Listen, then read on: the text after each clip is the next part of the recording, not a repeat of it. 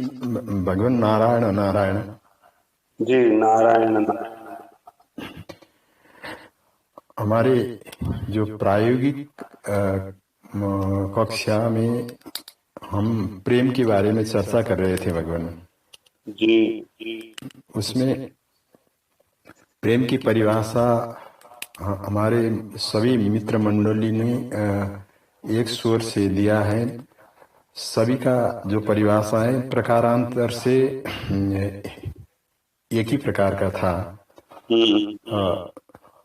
हम जो प्रेम की परिभाषा हम समझ रहे हैं भगवान, अभी तो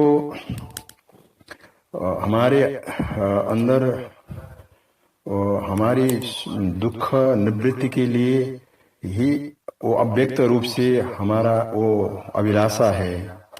यहाँ पर प्रेम की परिभाषा हमने ऐसा किया था कि समर्पण भाव अर्थात देना ही प्रेम है, ऐसा हमने परिभाषा किया था। अच्छा। प्रेम की सच्ची परिभाषा हम किस चरण में जाकर समझ सकते हैं भगवान?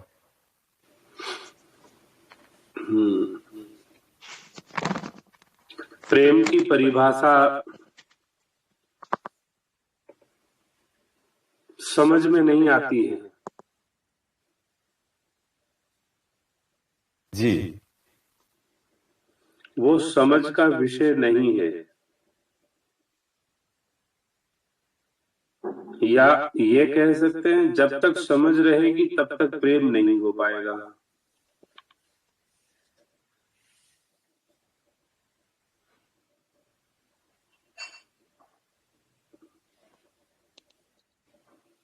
कुछ समझो कह रहे हैं, वो बात समझ में आ रही है? जी।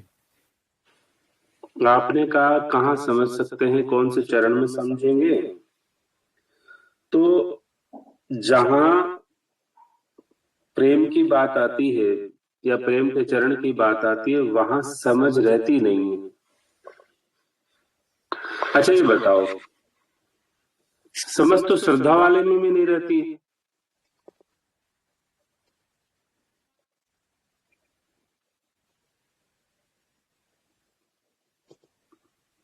जी नारायण प्रभु।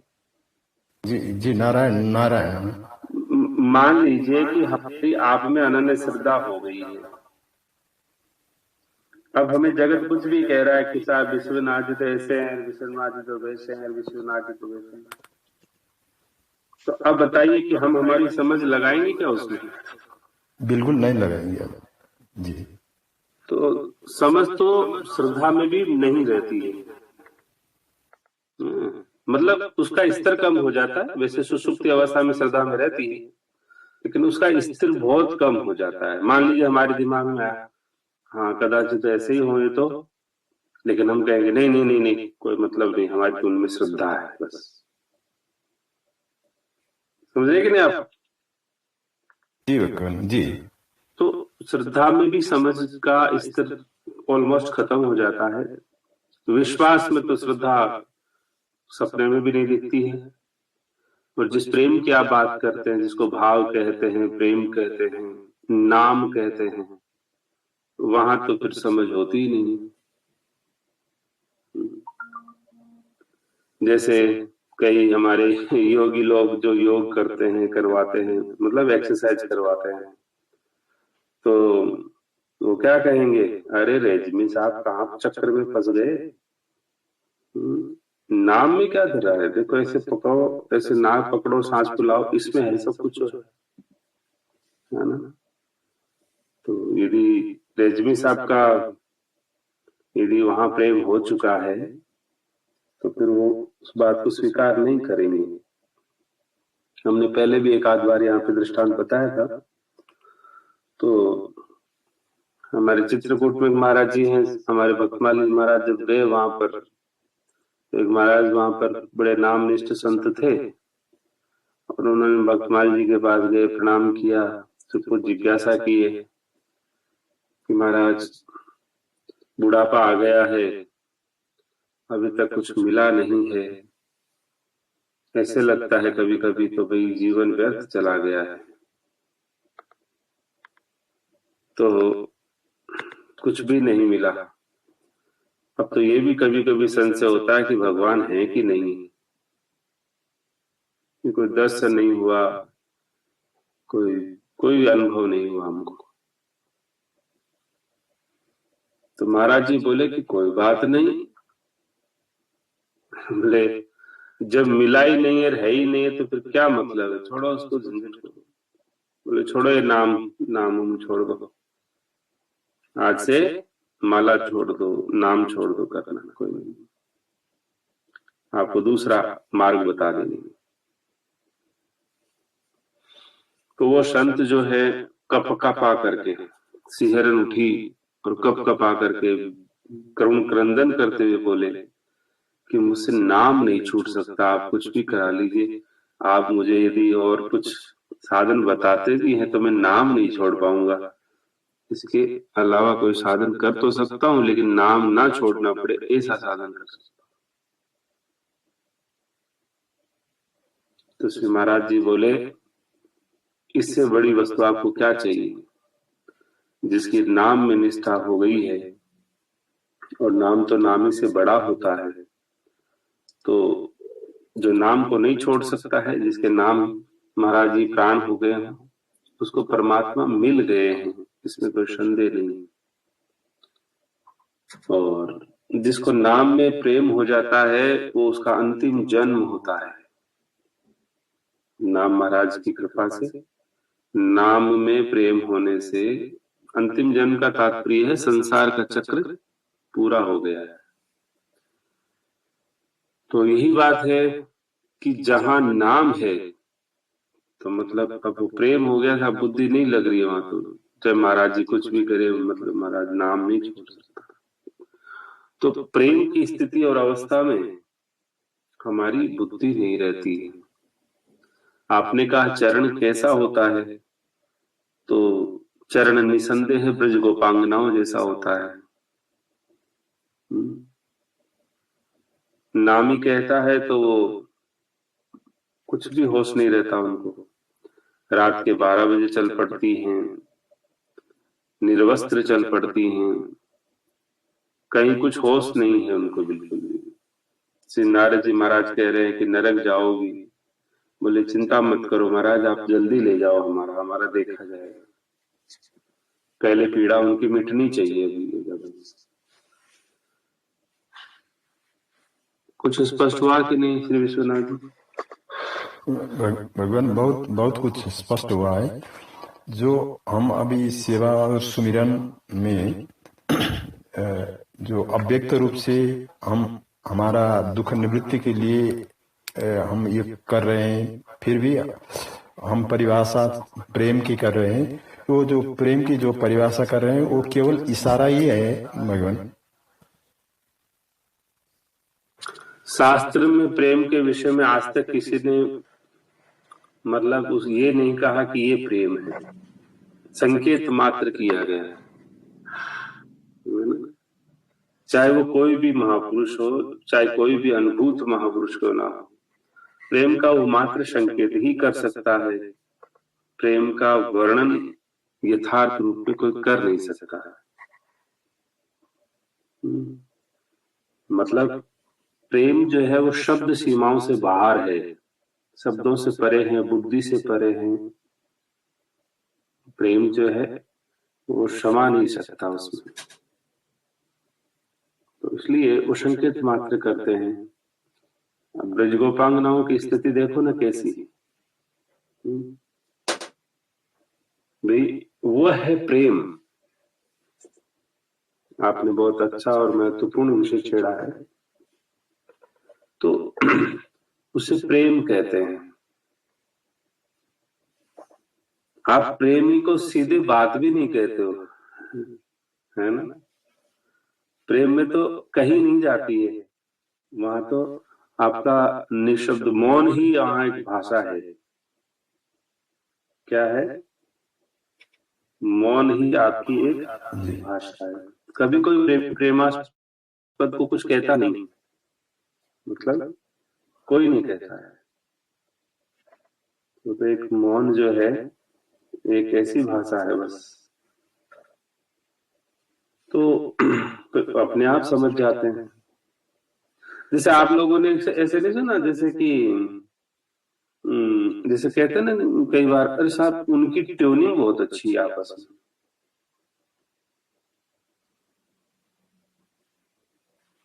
जी ऐसा कहते हैं कि नहीं जनरल लोग, अरे भैया तुम्हारी उससे बहुत ट्यूनिंग बनती है, मतलब बहुत ट्यूनिंग है तुम्हारी, ऐसे मॉडर्न भाषा में लोग कहते जी हैं। लेकिन प्रेम में प्रेमास्पद से संवाद होता है ना, प्रेम में प्रेमास्पद से जब संवाद होता है तो वो भी कैसा होता है। तो उसमें हम एक पद रचना के माध्यम से समझते हैं।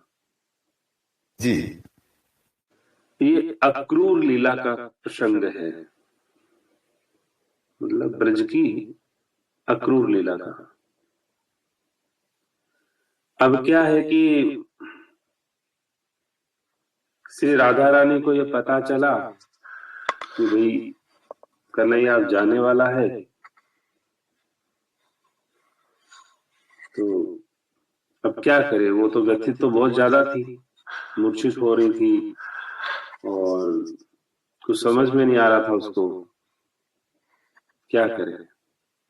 जैसे कई बार होता है ना, आपके घर में कोई मेहमान आया और किसी बच्चे का किसी से विशेष स्नेह हो जाए, तो वो बच्चा क्या करेगा, श्री माता जी को बोलेगा, श्री पिताजी को बोलेगा और किसी को घर में सदस्य को बोलेगा, उनको कहो ना रुक जाए, मतलब आगे नहीं जाए रुक जाए, या उनका सामान छुपाएगा, कुछ ऐसा वो करता है क्योंकि उसका तो जोर चल नहीं रहा है। तो श्री राधा रानी जो है अपनी व्यथा में है, बहुत ही स्थिति उनकी दयनीय है। तो सखियां जो उनकी हैं वो तो श्री राधा रानी की प्राण ही है, मतलब। तो अब वो क्या करे, अब उधर जो है स्वामिनी का दुख दूर करना है और इधर अब ये जाने से रुकेंगे नहीं। तो कह क्या रही है, ऐसा नहीं कह रही है कि तुम रुक जाओ, वो ऐसा स्पष्ट नहीं कह रही कि आप रुक जाइए, क्योंकि प्रेमी यदि कहे और प्रेमास्पद फिर रुक जाए तो फिर तो आदेश हो गया उनको, तो प्रेम की फिर मतलब स्थिति में भंग होता है। तो कह रही हैं,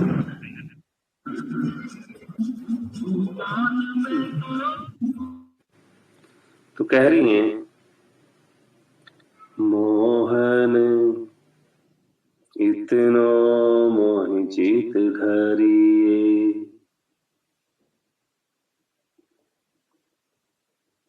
गोपी क्या कह रही है उनसे, श्री जी नहीं कह रही, मोहन इतनो मोहि चित धरिए।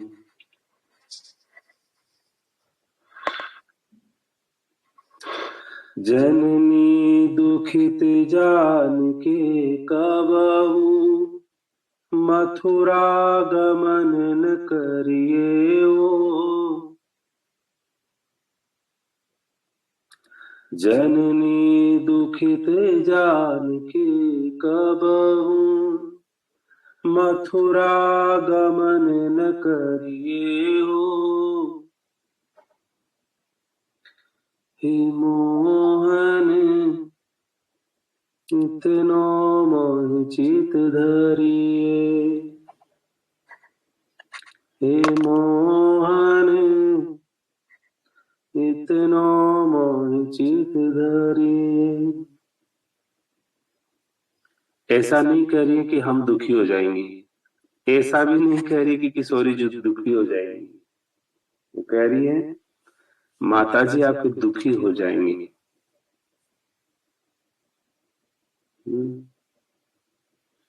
तो उनके दुख को जानो समझो और आप मथुरा नहीं जाओ।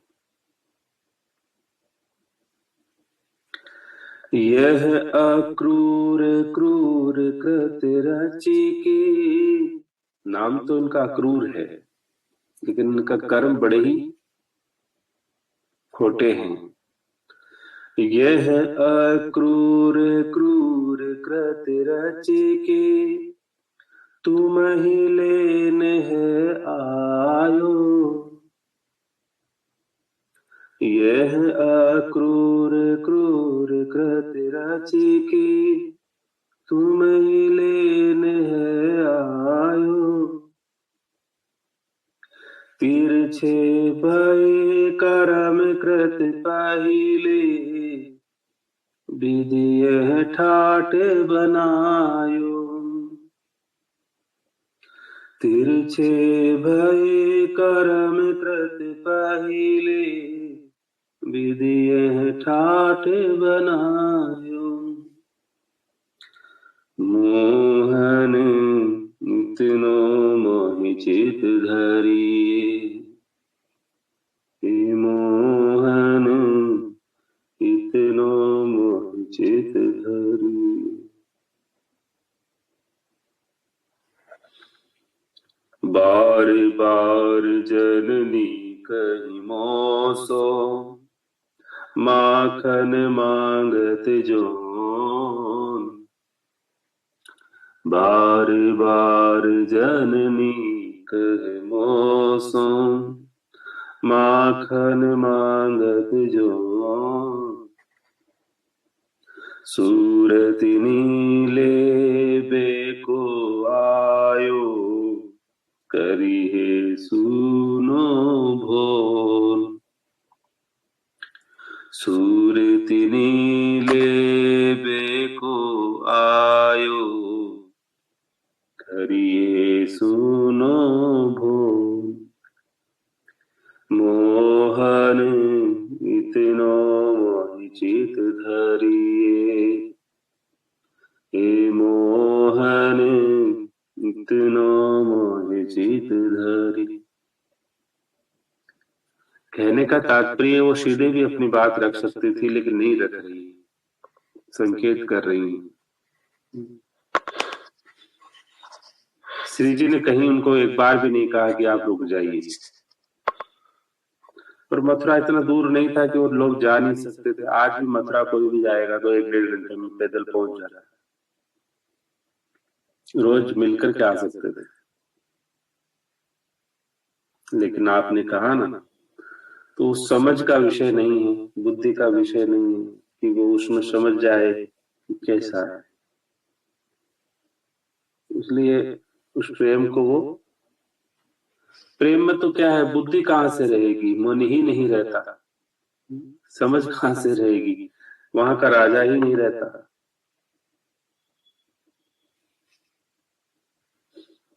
नारायण नारायण प्रभु। नारायण नारायण भगवान, आपने बहुत भावुक प्रसंग सुनाए भगवान। उसमें जो प्रेमी का जो शब्दावली है भगवान, वही प्रेम का ही स्वरूप ऐसा लगता है भगवान। हाँ, कहने का मतलब है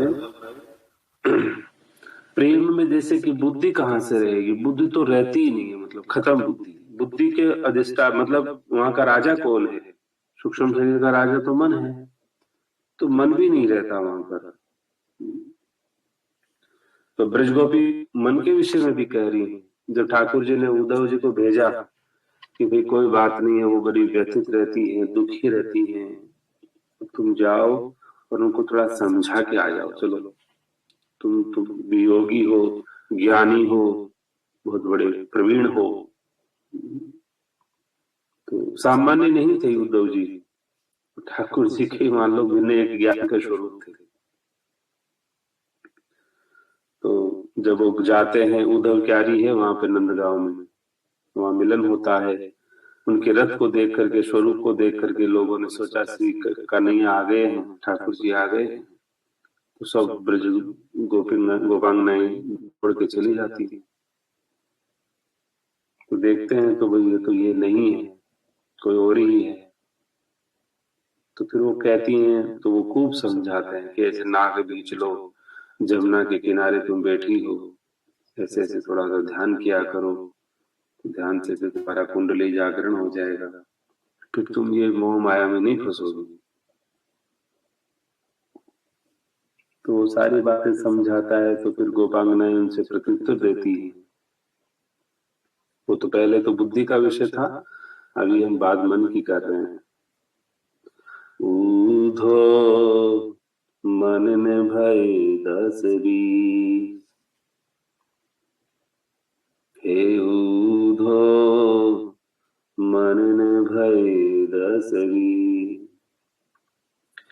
एक हूँ तो सो गयो श्याम संग, को अब राधेश। एक हूँ तो सो गयो श्याम संग, को अब राधेश। ऊधो मन ने भय 10 बीस, ऊधो मन ने भय 10 बीस। इंद्र शिथिल भय के सो बिन, जो देहि बिन शीस। इंद्र शिथिल भय के सो बिन, जो देहि बिन शीस। आशा लगी रहत तनु खासा, जीजो कोटि बरी। आशा लगी रहत तनु खासा, जीजो कोटि बरी। ऊधो मन ने भय 10 बीस,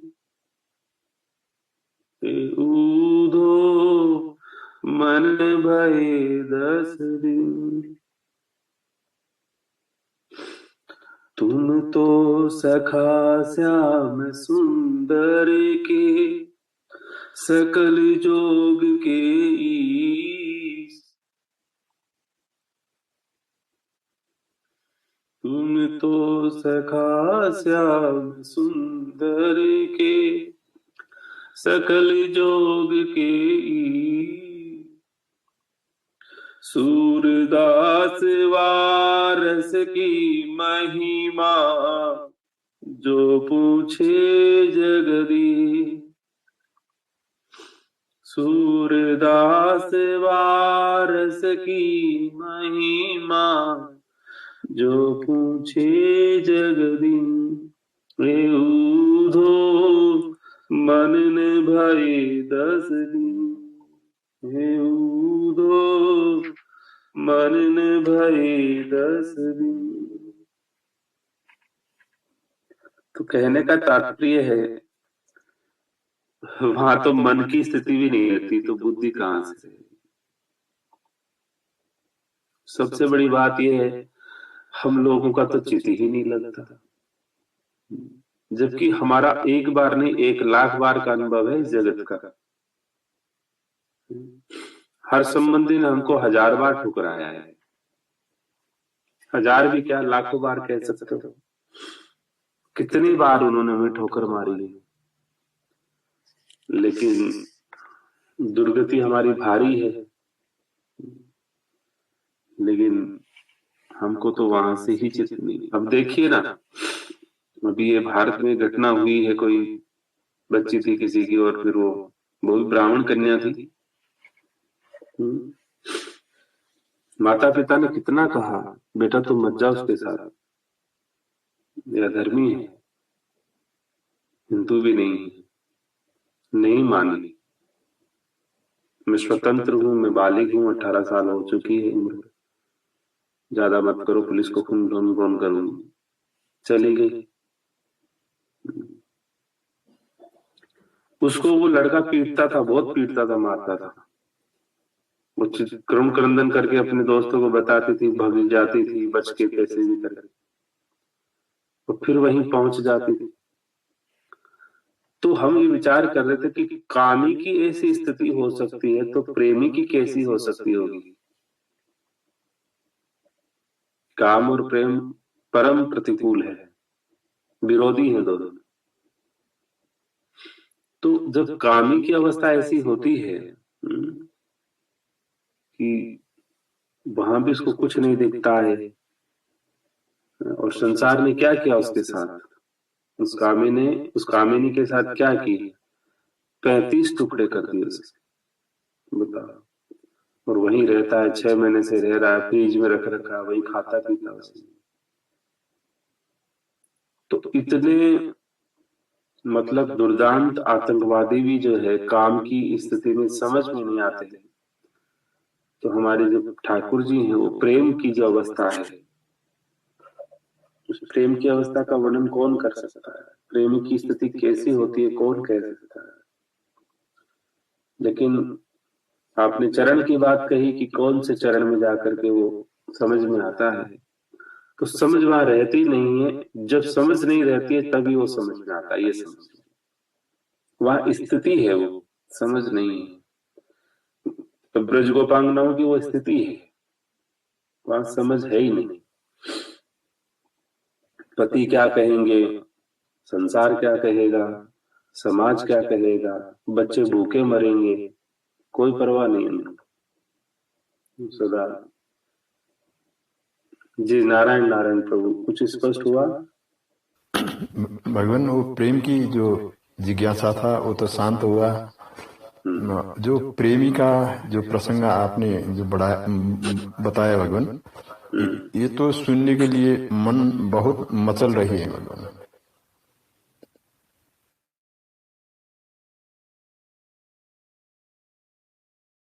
हाँ, कोई और भी जैसे कि बताएं कुछ आपका प्रति प्रश्न या किसी और का प्रति प्रश्न हो आपके, ताकि इस पर और विषय करें। मेरा कहना यह है भगवान, प्रेम के संदर्भ में जो जिज्ञासा हमने रखा था उसको तो वो जिज्ञासा तो शांत हुआ। आपने जो प्रेमी का अत्यंत भावुक प्रसंग आपने सुनाया, ऐसा सुनने के लिए मन बहुत मचल रहे हैं भगवान। मेरा कहना यह है। हाँ, ये तो खैर है ही। प्रेम ऐसी ही चीज है, ये हमारी मूल मांग है। प्रेम नहीं है इसलिए हम काम के साथ समझौता कर लेते हैं, राग में समझौता कर लेते हैं।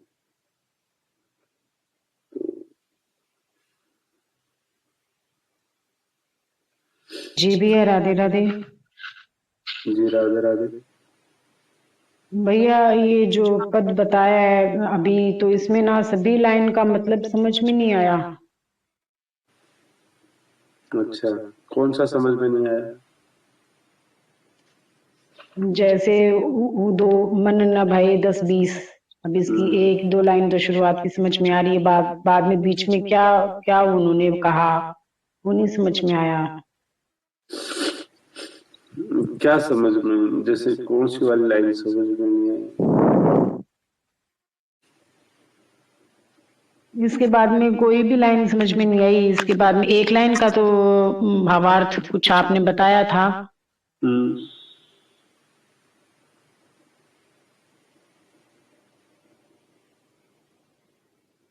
जैसे इसके बाद में भाई वो शाम के संग चला गया, अब दूसरे को हम धर नहीं सकते, किसको हम पूजेंगे। एक तो ये था, दूसरा ये था कि जैसे कि हमारी इंद्रियां शिथिल हो चुकी है, तो आप कहते हो कि बुद्धि लगाओ, नाक बीच लो, ऊंचा कर लो, नीचा कर लो। तो इंद्रियां शिथिल इस तरह से हो गई है कि जैसे शरीर के बिना सर शिथिल हो जाता है ना, सर को काट के नीचे रख दो, क्या महत्व है उसका? कोई महत्व तो है नहीं, बुद्धि उसी में घुसी रहती है ना। वे अपने जो शीर्ष में तो बुद्धि होती है, मान लो ब्रेन वही होता है, लेकिन सर को काट के फेंक दो, अलग कर दो, ब्रेन को रख लो, तो क्या काम आएगा? तो इस तरह की हमारी दुर्दशा हो रही है बोले। अब हाँ, अब हमेशा आशा लगी रहती है कि एक दिन तो वो आएंगे ही आएंगे। कोई कहता है कुछ कर दिया, कंस ने मार दिया होगा, कोई कुछ कहता है, कोई कुछ कहता है। बस हमारी तो यही दुआएं हैं, हमारी उम्र भी उनको लग जाए, जी हैं बहुत लंबे। उसी आशा में हम हमारी गुजारा कर रहे हैं। तुम ये आशा भी हमसे छीनना चाहते हो। भाई हम वहां जाती नहीं है, चिट्ठी लिखती नहीं है, उनको सताती नहीं है, और फिर भी तुम भाई हमारे यहाँ आ गए ये गोचा करने के लिए कि तुम अब उनको आशा भी छोड़ दो तुम। तो वो ये कह रही हैं, और तुम तो भाई देखो क्या है कि श्याम सुंदर के सखा हो, जो इस जगत के ईश है ना उनके तुम सखा हो। अब हम तो सखाओं का तो है नहीं, तुम्हारे लिए तो जगत की पड़ी, हम तो उनकी चरण धुरी है, चरण रज है उनकी। तो भी तुम्हारे पास तो बहुत सारे काम है, कई चीजें हैं। तो सूरदास जी कह रहे हैं कि देखो जगदीश की कैसी लीला है, ये महिमा कैसी है। इस रस की जो पूछ रहे हैं, इस रस के बारे में, क्योंकि मूलतः तो कृपा उद्धव जी पे करनी थी उनको, मूलतः कृपा उद्धव जी पे करनी थी। उद्धव जी उनके अच्छे सखा थे ना, बड़े अच्छे नन्हे भक्त भी थे, सखा भी थे। तो वो बहुत ज्यादा ज्ञान बीजते थे और बोले थे क्यों है ऐसा क्यों। तो 6 महीने तक उद्धव जी वापस नहीं आ पाए मथुरा। ब्रज की हर गली में जाकर के उन्होंने भिक्षा मांगी, करुण क्रंदन किया, रुदन किया, रज में स्नान किया, मतलब भूल गए मथुरा कहाँ है। 6 महीने लग गए उनको। जी